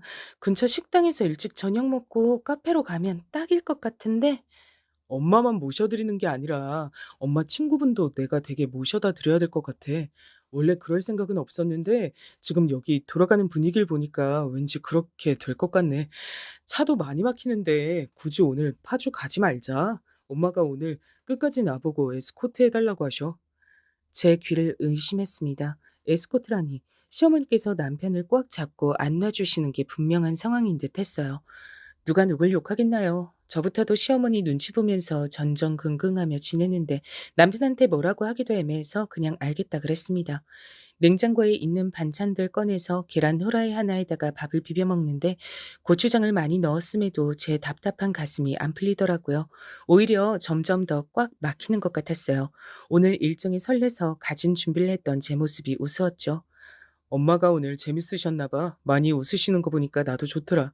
솔직히 귀찮은 마음으로 움직인 거였는데 엄마 기분 좋으신 거 보니까 내가 고생하길 잘했다 싶어. 집으로 온 남편은 그런 소리만 실컷 주절거렸습니다. 그 안에 전 안 들어 있었어요. 그제서야 저는 남편이 빈말이나마 절 향해 미안해라는 소리를 안 했다는 걸 깨달았죠. 전 당연하게 사과를 안 받는 존재가 된 듯 했어요. 결혼하고 나서 얼마 안 됐을 때까지만 해도 분명 남편은 자기 시댁의 일 앞에서 제 눈치를 조금씩 살폈습니다. 그랬던 모습을 제가 몇 번 봤기에 기억하고 있었어요. 그런데 언제부턴가 안 그러더라고요. 시어머니께서 얼마나 절 들들 볶으시든 남편은 제 눈치를 보지 않았고 저에게 미안하다고 하지 않았습니다. 어쩌다 그런 변화가 일어난 것일까 싶어 마음이 축 가라앉았죠. 애초에 시댁하고 안 먼 거리에 신혼집 구한 것부터가 잘못된 것이었나 싶은 생각도 드네. 그땐 시댁에 잘하는 며느리가 될 생각밖에 없어서 멀리 사는 게 더 낫단 생각조차 안 해봤었지. 내가 왜 그랬을까? 괜스레 우울해졌어요. 답답한 가슴을 터뜨릴 구성이 없어서 저는 기껏 남편이 저에게 말을 걸면 단답형으로 대답하고 쌀쌀맞게 구는 것으로 분풀을 했습니다. 고작 그게 다였네요. 그 정도로 답답하게 착하게 사는 것이 능사인 것 같아서 참고 살았던 저인데 딱 그만큼 꿈틀거리는 것도 시어머니께선 용납하기 싫으셨나 봅니다. 시어머니께 전화가 걸려온 걸 확인하자마자 답답한 가슴이 미친 듯이 쿵쾅거렸는데 전 어느새 싹싹하게 전화를 받고 있었죠. 그런데 저보고 이렇게 물어보시더라고요. 예, 너 왜 삐졌니? 삐지다니 대체 무슨 말씀을 하시는 건가 싶던 찰나 남편이 시어머니 때문에 결혼식장에 가느라 저와 못 놀러 갔던 그걸 염두에 두시는 것 같았어요. 남편이 그새 시어머니께 입을 털었다는 걸 알 수 있었죠.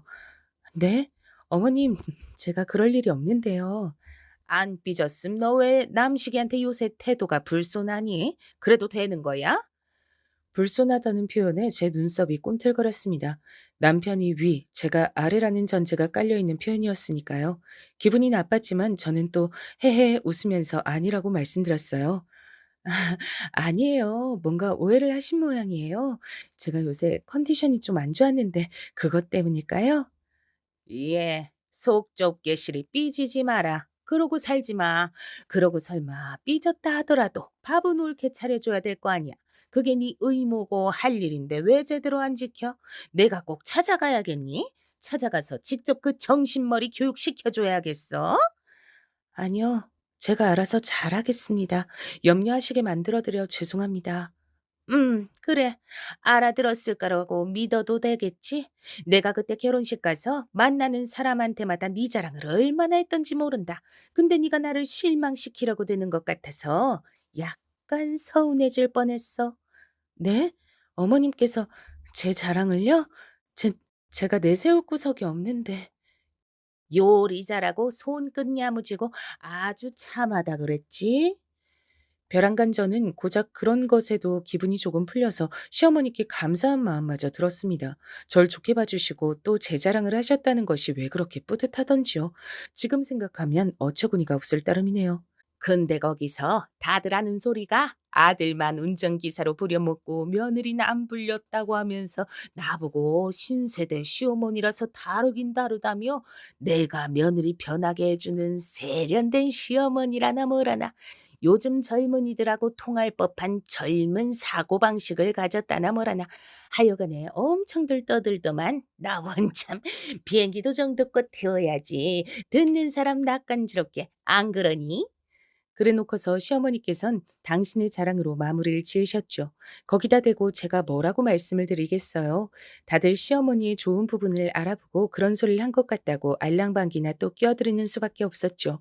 시어머니께서 저보고 삐지지 말라며 직고를 날리셨으니 제가 얄미운 남편에게 계속 건조하게 굴 순 없는 일이었습니다. 일단 밥을 신경 써서 차려줬더니 표정이 풀어지더라고요. 시어머니고 남편이고 희한하게 밥에 집착하는 것 같았어요. 밥 좀 차려주고 말을 길게 대답했더니 남편은 우쭐하는 반응을 보였습니다. 그럼 그렇지라는 반응 같아서 기분은 별로였으나 해집고 싶지 않아서 저는 가만히 있었어요. 하지만 저의 이런 답답한 면모에 제대로 된 균열을 일으키는 일이 그로부터 얼마 지나지 않아 발생했습니다. 제가 길을 가다가 넘어져서 양 손목이 시큰시큰할 때였어요. 넘어지니까 반사적으로 팔을 뻗어 바닥을 짚다가 그렇게 된 거였죠. 많이 아픈 건 아니라 병원엔 안 갔는데 시큰거리니까 신경이 쓰여서 손목을 조심하고 있었건만 이런 전화가 걸려온 거예요. 예, 김장은 해야지. 언제 오겠단 말이 없네. 내일 11시까지 와라. 시어머니의 목소리를 듣자마자 당혹스러워서 별다른 대꾸도 못 해버렸어요. 남편한테 물어봤죠. 김장하자고 하시는데 이거 어떻게 된 일이냐고요. 왜냐면 제가 손목이 안 좋은 상태였으니까요. 근데 남편이 하는 소리가 진짜로 어이없었어요. 아, 내가 당신한테 말 전한다는 걸 깜빡했네. 엄마가 우리 집에 생강 있으면 그것 좀 챙겨서 가져오라 그러셨어. 대파도 있으면 있는 대로 가져오라고 하셨던 것 같고. 나 지금 손목이 너무 안 좋은데 어떻게 김장을 해? 아, 그래도 엄마가 당신하고 김장할 거라고 생각하시고 준비하셨는데 안 가는 건 예의가 아니지. 말도 안 되는 거지. 일단은 가서 손목 좀 그렇다고 말씀드려. 답답한 가슴이 이젠 아예 꽉 막히는 듯 했어요. 당연히 시어머니께서도 제가 사흘 전에 크게 넘어져서 손목이 시큰거린다는 것을 들어서 알고 계셨습니다. 그럼에도 절 부르신 분인데 제가 그 앞에 가서 대체 무슨 말씀을 어떻게 드리겠어요. 전 생강과 대파를 챙겨서 이튿날 시댁으로 갔죠. 손목이 좀 안 좋다면서 만지작거렸더니 시어머니께서 하시던 말씀이 무슨 다 큰 어른이 길을 가다 넘어지냐고 하시면서 덤벙대고 살지 말라고 하셨습니다. 그러면서 저보고 얼른 자리 잡고 앉아 양념 바를 잣을 잡으라고 그러셨죠. 이렇게 김장도 몸소 배워야 하는 거야. 요즘 젊은 것들은 김장을 직접 하기 싫어서 죄다 김치를 사다 먹는다더라. 그럼 영영 김치 못 만드는 거야. 나중에 김장 직접 해 먹고 싶어도 노하우가 없으니까 헤매는 거라고. 중요한 김장을 배워야 할 시간에 카페인지 뭔지 하는 거에 크게 해놓은 곳들만 다니니까 그런 사달이 나지. 하여간 요즘 젊은 것들 김장을 하는 동안에도 시어머니께선 계속 주절주절 말꼬를 이어가셨고 전 그때까지만 해도 별 생각 없이 손목의 통증을 참아가며 작업을 하고 있었습니다. 그런데 제 귀에 갑자기 이런 내용이 들려오는 게 아니겠어요? 우리 아들이 너 그런 데 데려간다 그러길래 내가 얼마나 괘씸하던지. 네? 어, 어디를요? 카페요? 그래. 내가 그거 듣고서 괘씸하고 마음에 안 들었는데 옥진이가 갑자기 아프다길래 옳았구나 싶어 차라리 잘 됐구나 싶어서 그날 우리 아들을 내 옆구리에 딱 끼고 지낸 거잖아. 너하고 카페 나들이나 멀리 다닌다고 하니까 어찌나 마음에 안 들던지. 그 소리에 제가 충격을 안 받을 수가 없었어요. 경기도 파주의 카페 나들이를 가려다가 무산되었던 그날, 시어머니께서 일부러 작정을 하시고 그렇게 행동하셨던 겁니다. 제가 당신의 아들과 요즘 젊은 사람들한테 인기가 있고 유행이란 카페에 가는 게 얄밉고 싫어서요. 전 그간 인내하고 참으며 시어머니께 무조건 잘해드리려고만 애를 썼는데 시어머니께선 고작 그런 것에도 절 못마땅히 하신다는 걸 알게 됐으니 무척 허무했습니다. 그간 저의 모든 노력은 대체 뭐였을까 싶었어요. 기분이 너무 참담해서 차마 시어머니께 무어라 말씀드릴 여력조차 없었습니다. 기운이 쭉 빠지더라고요. 손목도 아픈데 끝도 없이 김장을 하고 있는 제 신세도 웃었어요. 늦게까지 김장을 담그고 전 기진맥진한 상태로 집을 향하면서 눈물을 훔쳤습니다. 제가 아무리 잘해도 저를 당신의 아들을 빼앗아간 존재 정도로 취급하시는 것 같은 시어머니의 태도가 제가 손목이 안 좋은 상태란 걸 아시면서도 태연하게 일을 시키신 것이 절 너무나도 서럽게 만들었습니다.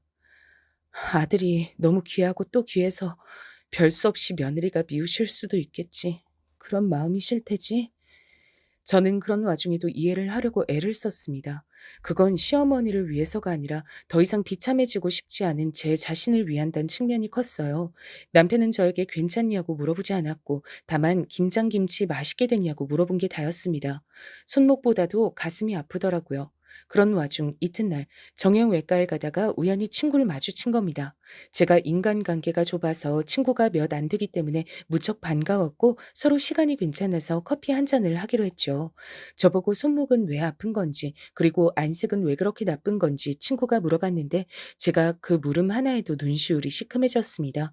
절 살펴봐주는 질문 하나에도 눈물이 차오를 만큼 제가 많이 약해진 상태였나 보더라고요.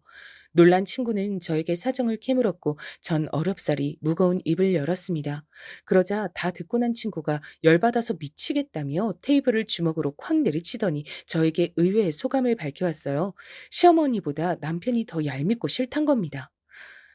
내 얘기 하나 해줄까? 사실 나도 결혼하고 나서 얼마 안 됐을 때 시댁 식구들이 걸핏하면 미리 말도 안 하고 막 집에 찾아오고 그랬었어. 근데 난 싫다고 말하는 것 자체가 싫어서 계속 참고 있었던 거야. 그러다가 어느 날 시누이네가 갑자기 또 놀러 온다고 했을 때였는데 난 또 그냥 알았어요. 이렇게 하고 나서 내 속을 다스리고 있었거든. 근데 우리 신랑이 시누이한테 연락해서 오지 말라고 한 거야. 시댁 식구들한테도 연락 싹 돌려서 앞으로 오지 말라 그랬어. 난 그거 듣고 옆에서 화를 냈지. 내가 기껏 힘들게 참아냈는데 왜 초치냐고. 그간 내 노력을 왜 수포로 돌려놓냐고. 그랬더니 우리 신랑이 뭐라 그랬던 줄 알아? 글쎄, 짐작이 안 가. 너한테 뭐라 그랬는데? 자기 식구들 서운할까 봐 참고 지내는 게 바보 같대. 내가 바보 같아 보인다 그랬어. 그리고 자기가 사랑하는 여자가 바보 같아 보이는 걸 좋아할 남자는 세상에 아무도 없을 거래. 결혼했으니까 이제 자기 기준은 자기 식구들이 아니라 와이프인 나라 그러더라.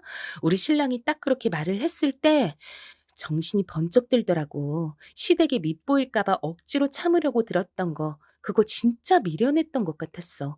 그리고 미처 생각하지 못한 부분이었지만 친정 엄마 생각이 나서 죄송하기도 했고 내가 바보같이 참으면서 결혼 생활한다는 거 알면 엄마가 슬퍼하실 것 같았거든.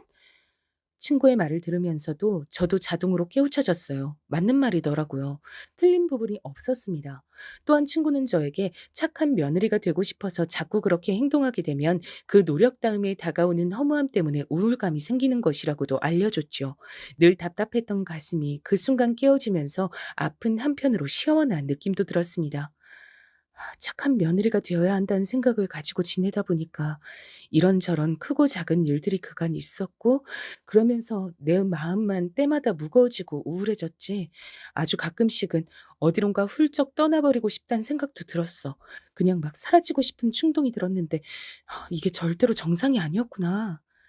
더 이상은 지난 날들처럼 전전긍긍하고 스트레스 받으면서 가슴 답답하게 살고 싶지 않았습니다.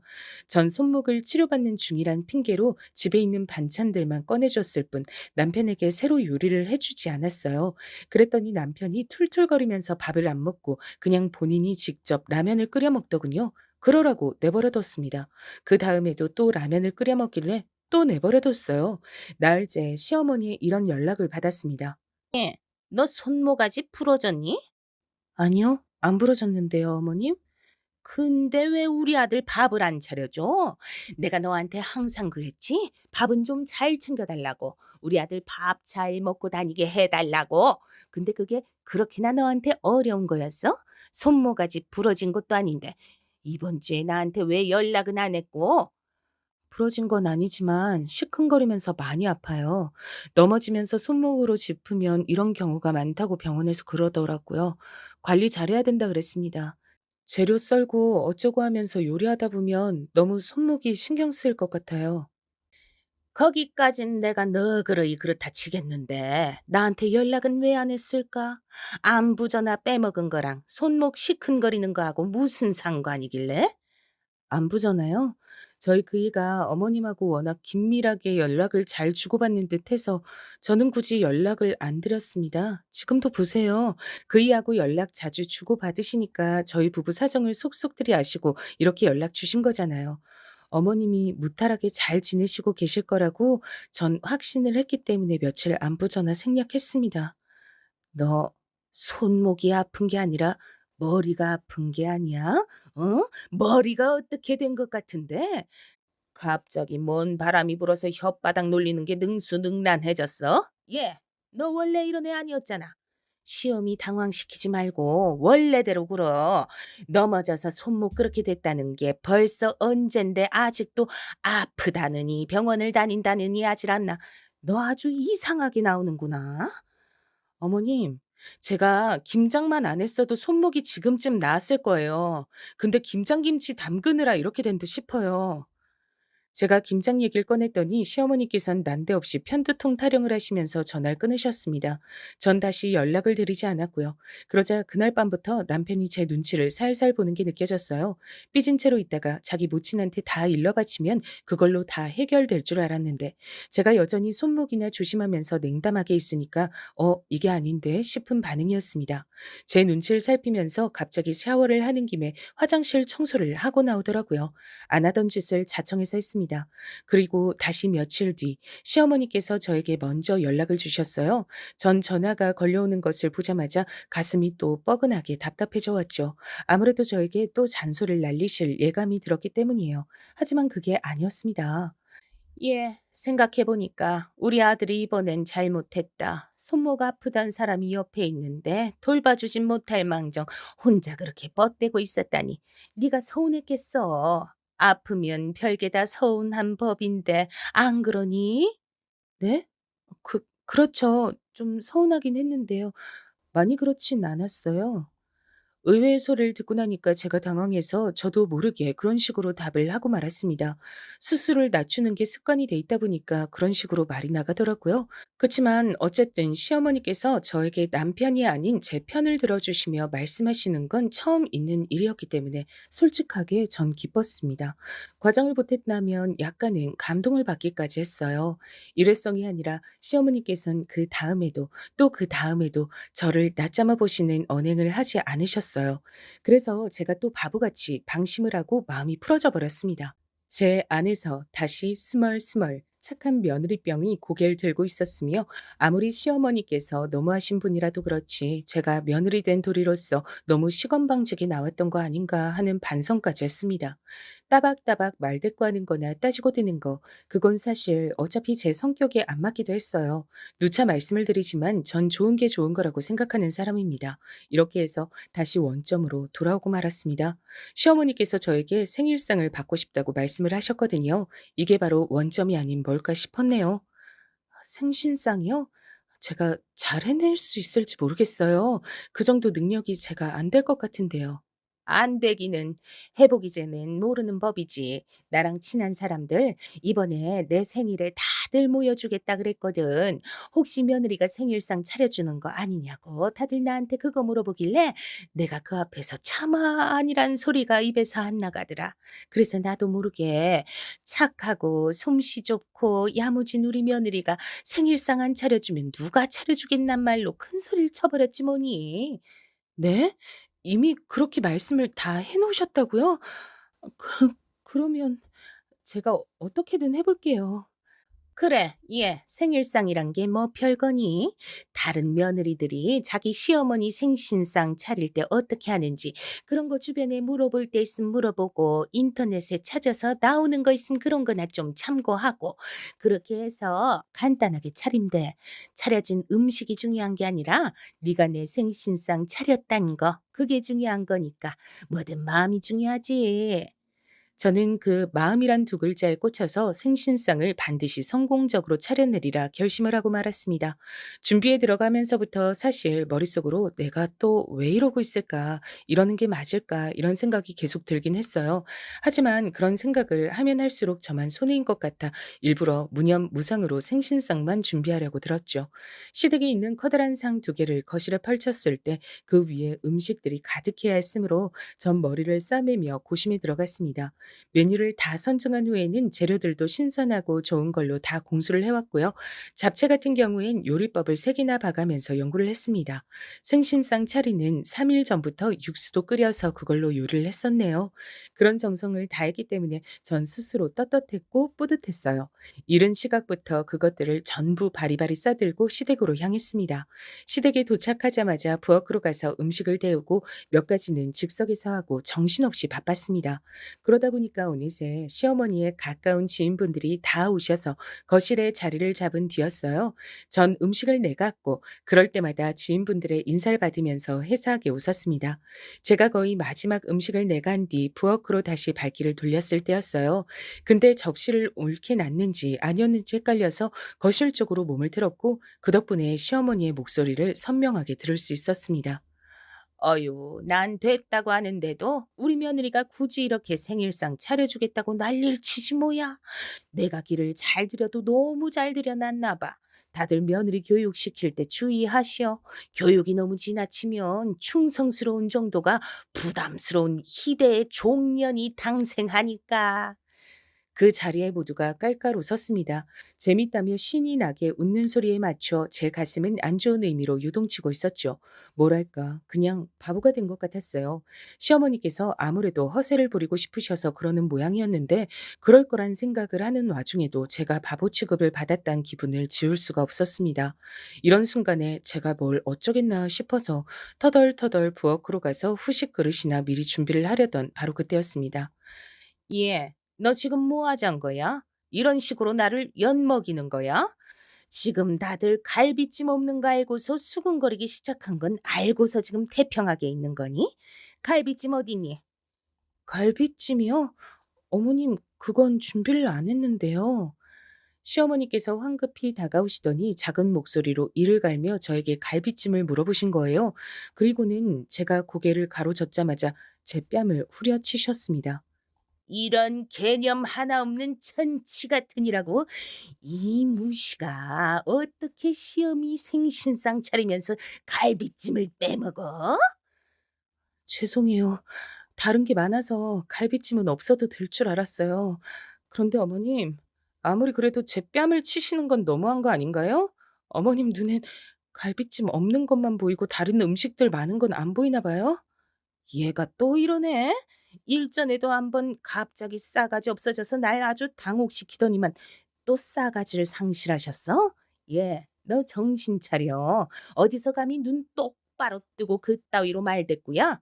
머리 정리하고 얼른 저기 가서 갈비찜 없어서 죄송하다고 정중하게 모두를 향해 직접 사과드려. 네가 직접 수습해야지. 멀리 사시는 자주 뵐 수 없는 친정 부모님의 얼굴이 눈앞에 아른거렸습니다. 저에게 충고를 해주던 친구의 모습도 떠올랐고요.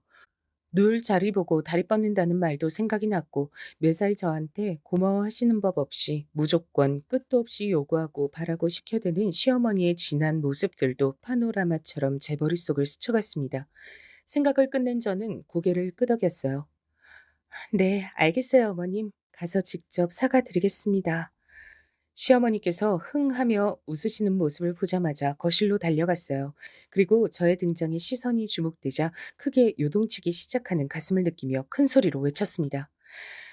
다들 제가 차린 저희 어머님 생신상 첫 잡수시러 와주셔서 감사합니다. 근데 어떡하죠? 제가 개념이 없어서 갈비찜을 깜빡했어요. 그러니까 정말 죄송하지만 이 생신상은 그냥 안 차린 걸로 하려고요. 이미 망쳤는데 여러분께 이런 걸 드시게 할 수도 없네요. 그분들이 미처 다 놀라시기도 전에 저는 제 정성이 가득 담긴 생신상을 뒤엎어버렸습니다.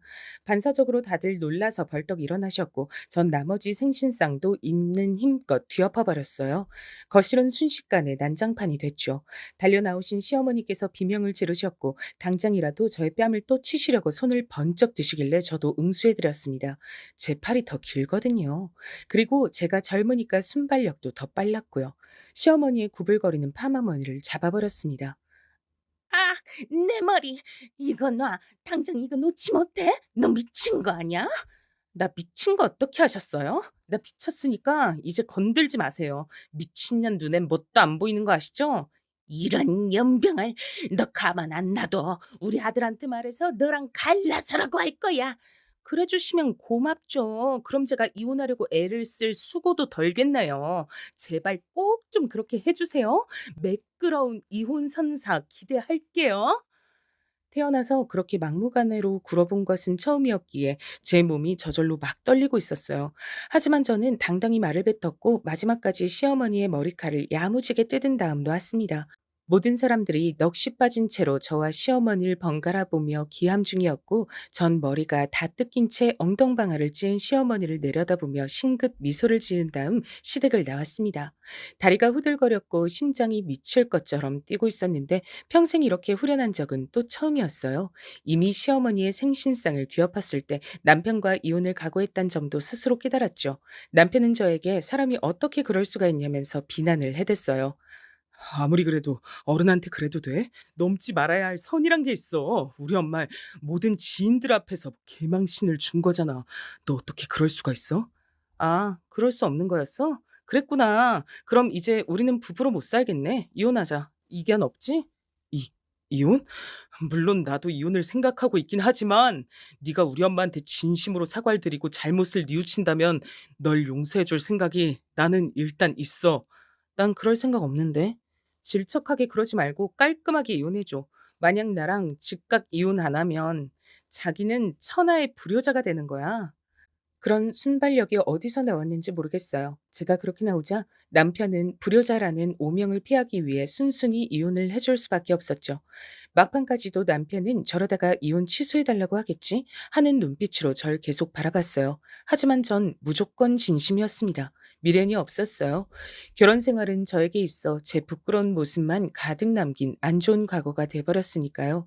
진짜로 이혼을 거쳐 남남이 되자 남편이었던 그놈은 왠지 망연자실한 눈치였습니다. 시어머니셨던 그분은 당신의 모든 지인들이 보는 앞에서 개망신을 당하셨단 충격에 계속 헤어나오질 못하고 계셨어요. 여러모로 웃기신 분이었네요. 이혼을 하고 나서 전 친정 식구들과 전보다 자주 교류를 하며 정답게 지냈답니다. 전 남편이 저한테 몇 번 질척거려서 그때마다 냉정하게 쳐내느라 귀찮았네요.